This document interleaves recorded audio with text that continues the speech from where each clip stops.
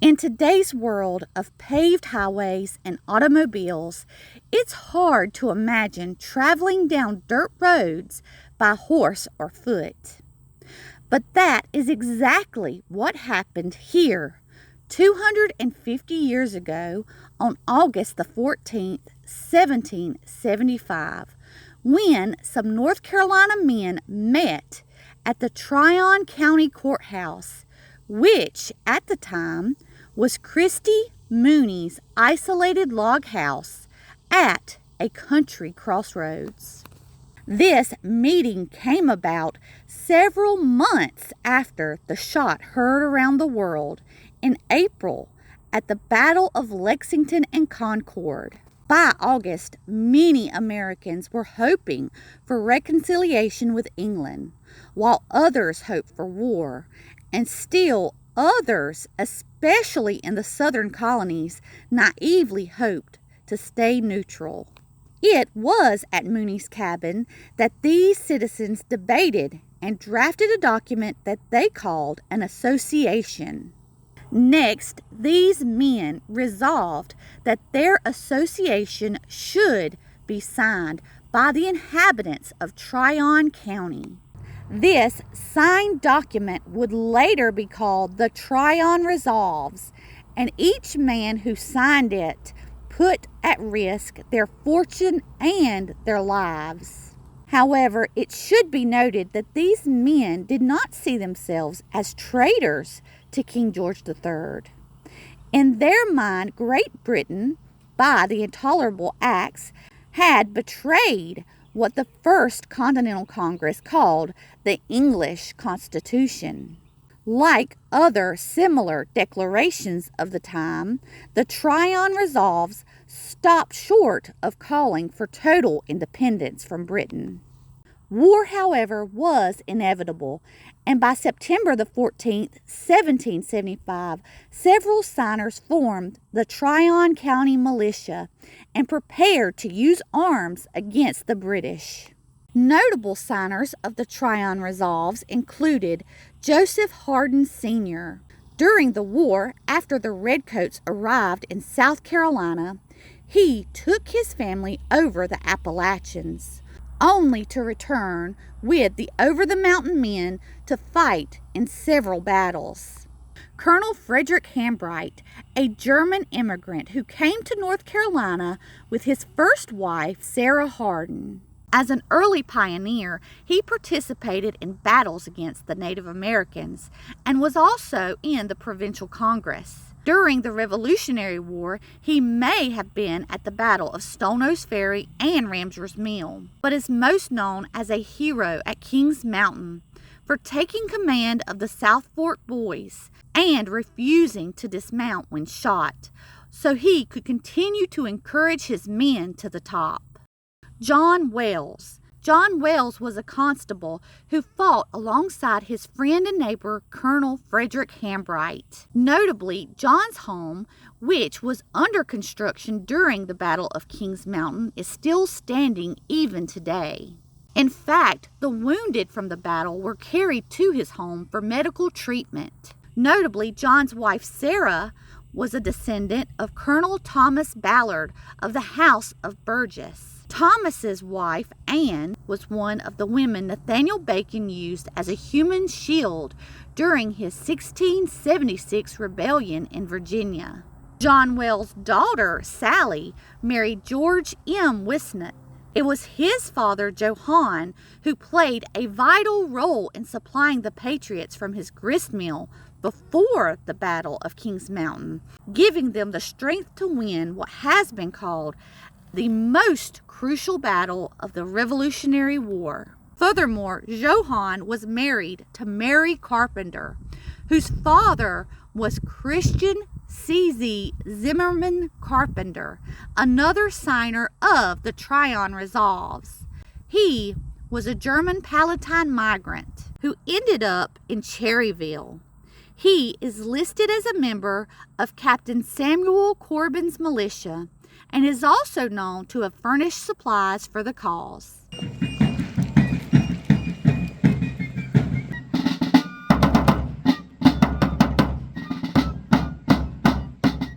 Dear Heavenly Father, we come to you with grateful hearts, giving thanks for all the blessings we enjoy and the boundless life we are privileged to lead. Accept our thanks for this day and the opportunity to come together in friendship and common purpose. Amen. Brother guard, left hand, shut. Shoulder, firelocks. Advance, firelocks. To the front, march. Arms. Allegiance to the flag of the United States of America and to the republic for which it stands, one nation, under God, indivisible, with liberty and justice for all. We, the descendants of the heroes of the American Revolution, who by their sacrifices established the United States of America, reaffirm our faith in the principles of liberty and our constitutional republic, and solemnly pledge ourselves to defend them against every foe. The States of America as a government of the people, by the people, for the people, whose just powers are derived from the consent of the governed, a democracy and a republic, a sovereign nation of many sovereign states, a perfect union, one and inseparable, established upon those principles of freedom, equality, justice, and humanity, for which American patriots sacrificed their lives and fortunes. I therefore believe it is my duty to my country to love it, to support its Constitution, to obey its laws, to respect its flag, and to defend it against all enemies. Arms. Shoulder, firelocks. Flag bearers, by the right about, face. Post national colors. Post remaining colors.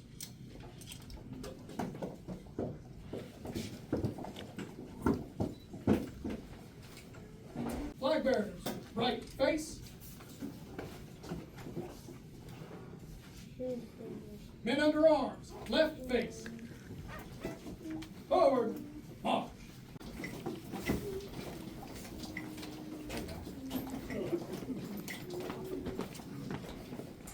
Summer of 1775, a group of courageous men from this very region signed their names to the Tryon Resolves. In doing so, they declared to the world their determination to resist tyranny and the willingness to sacrifice for liberty. These were not professional soldiers nor seasoned politicians. They were farmers, tradesmen, and neighbors.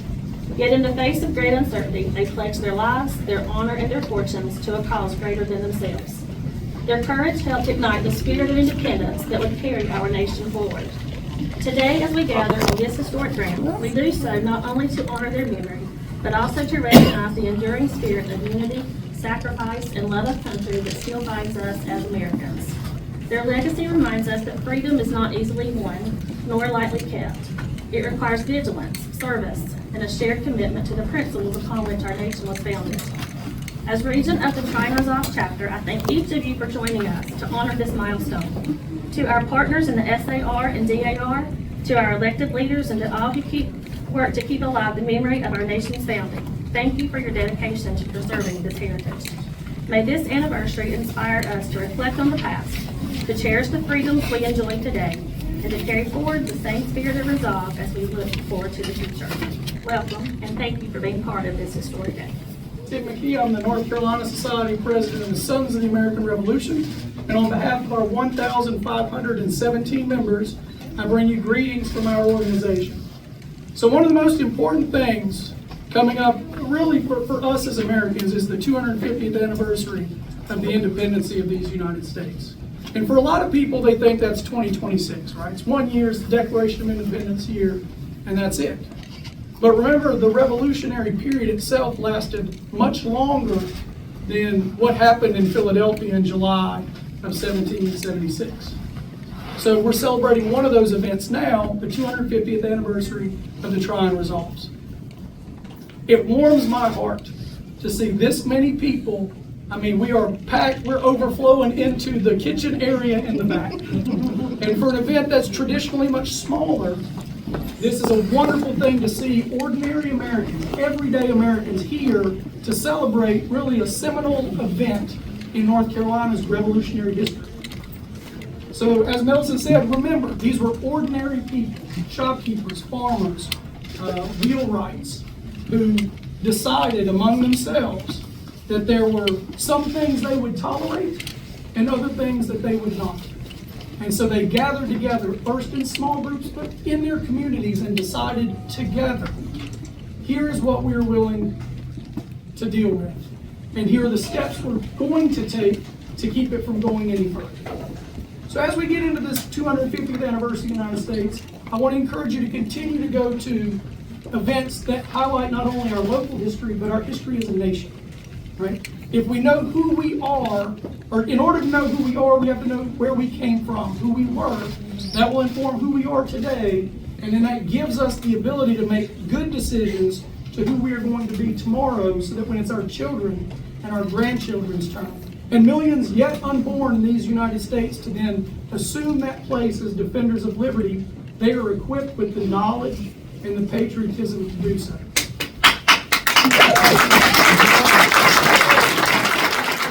North Carolina Society Daughters of the American Revolution. So on behalf of the 8,000 North Carolina Society Daughters of the American Revolution, I extend our deepest greetings on this solemn occasion, the 250th anniversary of the signing of the Tryon Resolves. On August 14, 1775, 49 resolute citizens of the Tryon County pledged to take up arms and risk our lives and our fortunes in maintaining the freedom of our country, standing united under the most solemn ties of religion, honor, and love to our country in defense of our constitutional rights. So today we honor their courage and reaffirm our commitment to the ideals that they defended. May their example continue to inspire us to preserve our liberties, strengthen our unity, and serve our nation with unwavering resolve. And again, I am so excited to be here. Thank you for having me. Following his greetings, Representative Kelly Hastings and Representative John Gordon. When I was a kid, I didn't fully appreciate the history that we have right here in our community. And I know a number of folks in this room are teachers or folks who go out and teach it. I want to thank you for doing that, because young people need to learn that, need to know that, need to treasure that, that the very blood that runs through us comes from these men and these women who risked and shed their blood so that we could have these freedoms today. And it dawns on me that the Tryon Resolves, you know, in this era of keyboard warriors where people can go online and post something and say what they want and whatever, that's not what this was. These men, by signing this document, literally were risking their lives. Had the war gone different, a lot of us in this room wouldn't be here now. And I think the weight of that is something that we ought to consider. And I'll tell you that when I'm in Washington, when I'm walking around that amazing historical Capitol building, I never forget the fact that that city would not exist, that this great nation would not exist, but for the sacrifices of our ancestors, the men and women who risked everything, the men, the Overmountain men, the men who came and fought. And I got to change something. So if you go, how many of you have been to the Dome and the Rotunda in the U.S. Capitol? Right, so if you have. So if you go around, you see the paintings, the historical paintings of the various battles that were in there. And there's the one of the paintings there is the surrender of General, I believe, Baston to Horatio Gates at, is that Saratoga? Is that where that? Burgoyne, thank you, Saratoga. And I've always felt like turning point was down here. They really ought to take that one down.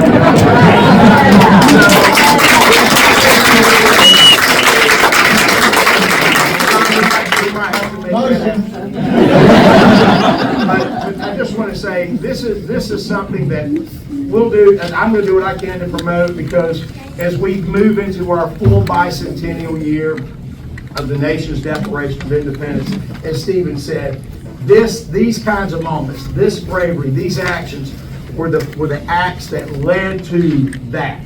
And I think it's an amazing thing that we're here to recognize this, to honor this, and I think we owe it to, frankly, this great nation to make sure this story continues to be told. Thank you for doing this. Thank you for having this. It's an honor to be with you today. God bless you. What an honor it is to be here with so many patriots. Gosh, I can't obviously name everybody, but I do want to mention my wife, Anika, who's one of the biggest patriots I know. Boy, she's been about it. And I just wanted to give her a plug. She's also born and raised in this area of Cherryville. So I wanted to say what an honor it is to be here on the 250th anniversary. And we were watching Turn the other night, and I started thinking about my grandparents who were subsistence farmers. And could you imagine having a little plot of land, a garden, a family, a roof over your head, and all of a sudden you wake up one day and you're under siege by a hostile nation state, in essence. And then you get the courage to speak against it orally. So there's not much evidence there. And then you get the courage to reduce those oral words to writing, and you leave evidence that you're rebelling. And then you become a member of an official organization, and back then the Provincial Congress, which is a front runner to our North Carolina General Assembly. And you really put yourself on the line then when you're out in public, signing documents, making public statements, and you know your life's at risk, your family, your crops, your home. One other thing, the women. Can you imagine the women who agreed to sign on as spies against the crown? They were at great risk. And even in the General Assembly, in a public life, we've experienced personal attacks on us. People called for boycotts against my wife's business, against my business. They attacked our daughter. So that's tough, but could you just imagine being back under siege by a hostile nation state? And so we all know why we're here. It's an honor to be here, and thank you for having us. Thank y'all for being here. It's an honor and privilege to be here and also to serve you in North Carolina at House District 108 in North Carolina General Assembly, where a lot of the debate back a couple hundred years ago took place about what we were actually here for.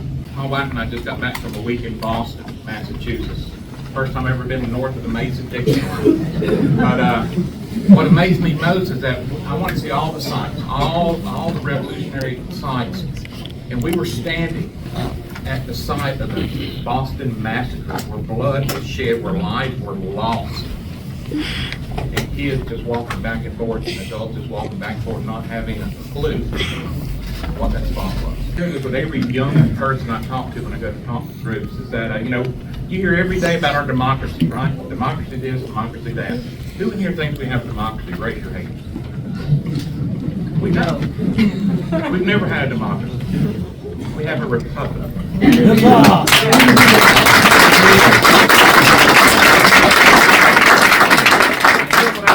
I remind him of Dr. Benjamin Franklin after leaving the meeting, finally determining what form of government, after months of debate, we have a republic that we can keep. Help us keep it. Amen. God bless you. Everyone in this room to put your mindset back to 1775. On this area is where Christian Mooney's home was. There was also the courthouse and the jailhouse. Now, we don't know if anyone was held prisoner here, but we do know a group of gentlemen met here to discuss the resolves to send to King George III. Now, it's easy to think at this time with a 21st century mindset, but you have to go back to 1775. I mean, Britain was the most powerful country in the world. Not to mention, most of our ancestors came here and made an oath to the crown. All they had to do was be loyal, and many were given land so they could have their farms. It was treasonous to go against the king. But these men meet here to discuss the results. When we do this, I want you to pretend you're there. Think about what they're saying. What would you say? What do you believe in? But first, I'm going to let you know who everyone is.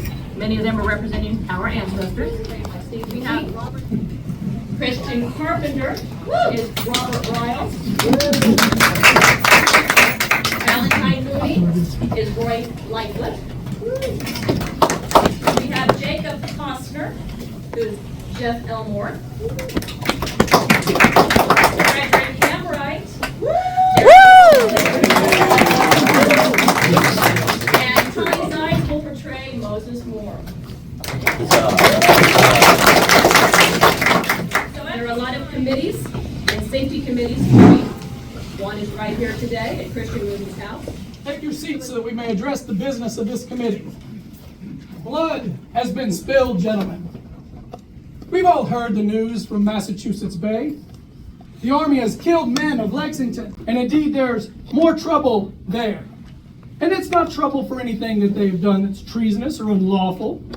Nay, it is simply because they stood upon their rights as Englishmen. How long before such measures are brought here to North Carolina?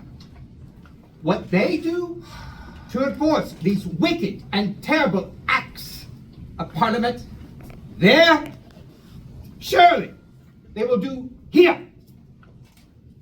Is it the place of free men to shrink in the face of tyranny? Mr. Carpenter, the men of Massachusetts Bay have brought this upon themselves. What do we have here to do with tea, with taxes and trade? We are simple farmers, sir. I hear men cry for liberty. Liberty. But what of loyalty? What of obedience? Sir, where have we been disloyal? Where have the men of Massachusetts been disloyal in demanding that the King and the Parliament respect Magna Carta?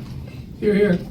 The compact upon which the Constitution and all British law demand. This has been a long time coming, sir. For the past 10 years, Parliament has tried to subdue us.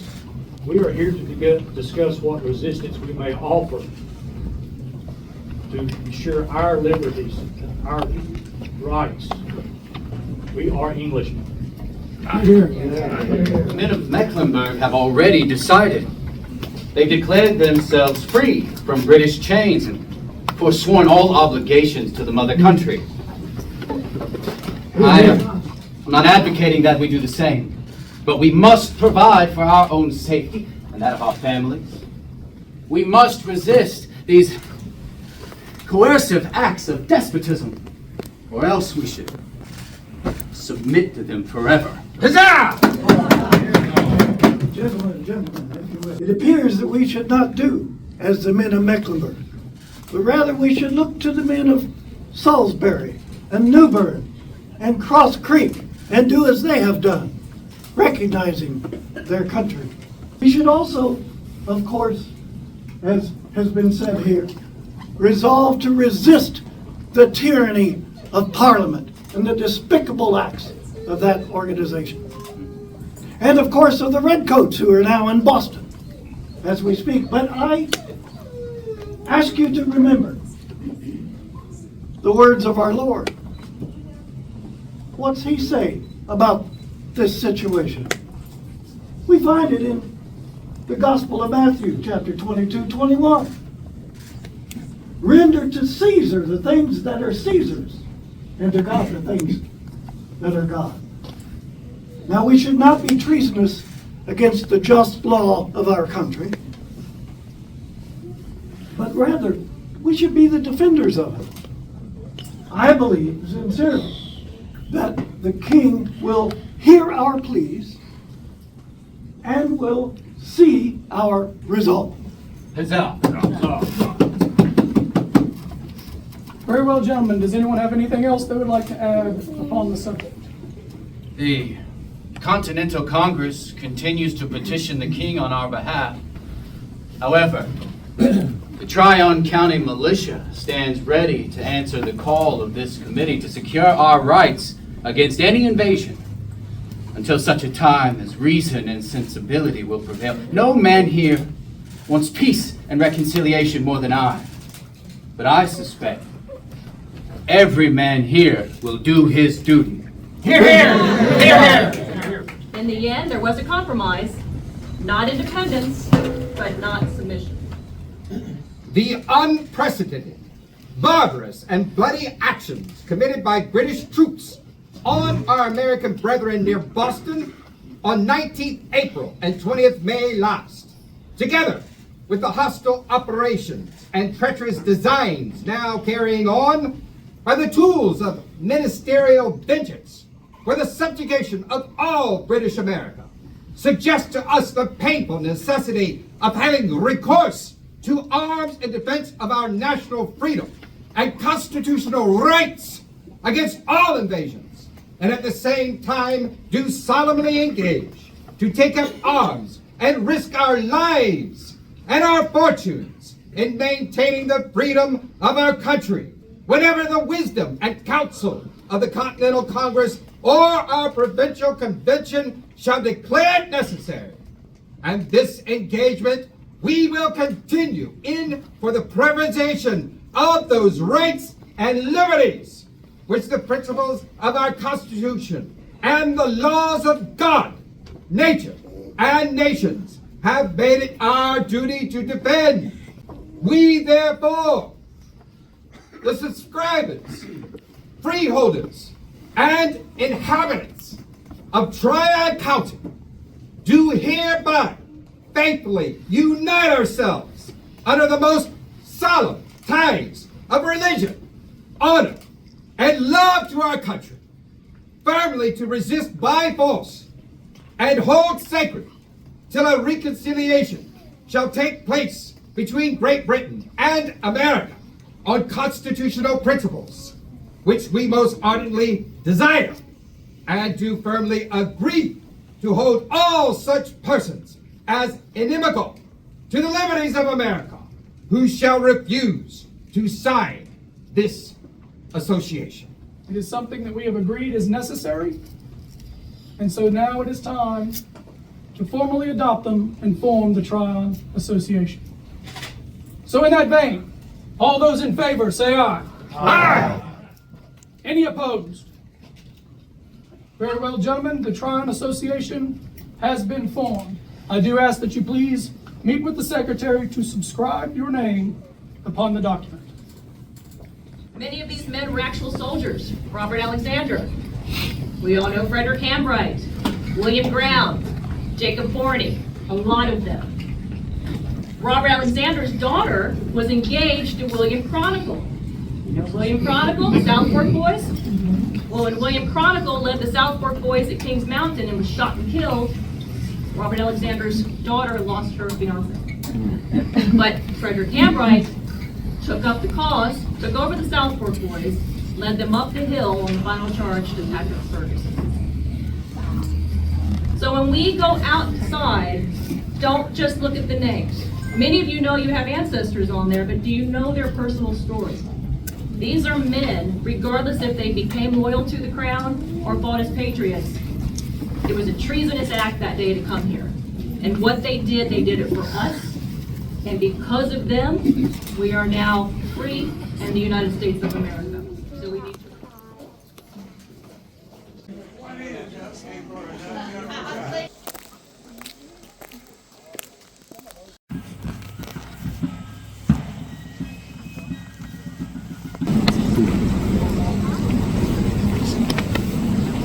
The Colonel Fredrick Hambright chapter.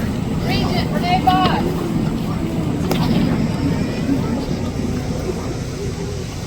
Carolina Emerald chapter. Historian Don Dale.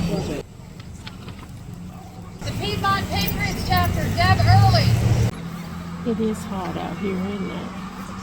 You can get cooled off in the car. Chapter. Debbie Hanson, Vice Regent. And it's too hot out here so much. It is too hot out here. I'm hot too. Yes, and you have a jacket on too.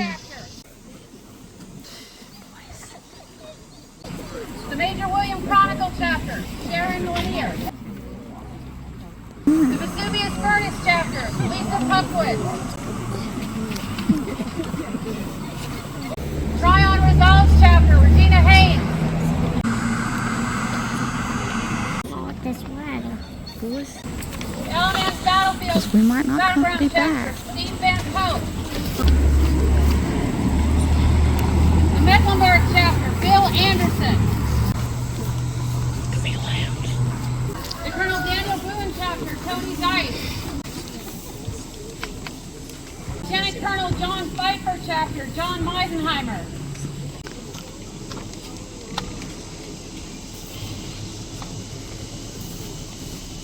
Catawba Valley Sons of the American Revolution.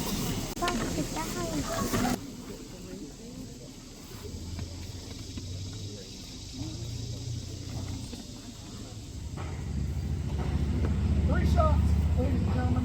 Prime and load.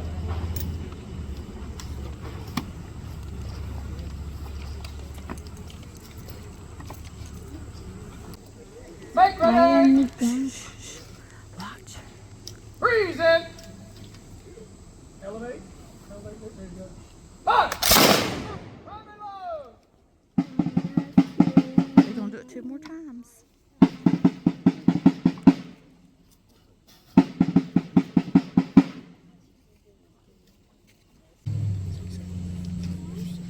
Make ready. Freeze it. Fire. Prime and load. Somehow from a shot. Make ready. Freeze it. Fire. Shoulder. Fire. That made my eyeballs glow. Mama, that made me hurt my... It was so loud with those. Clap.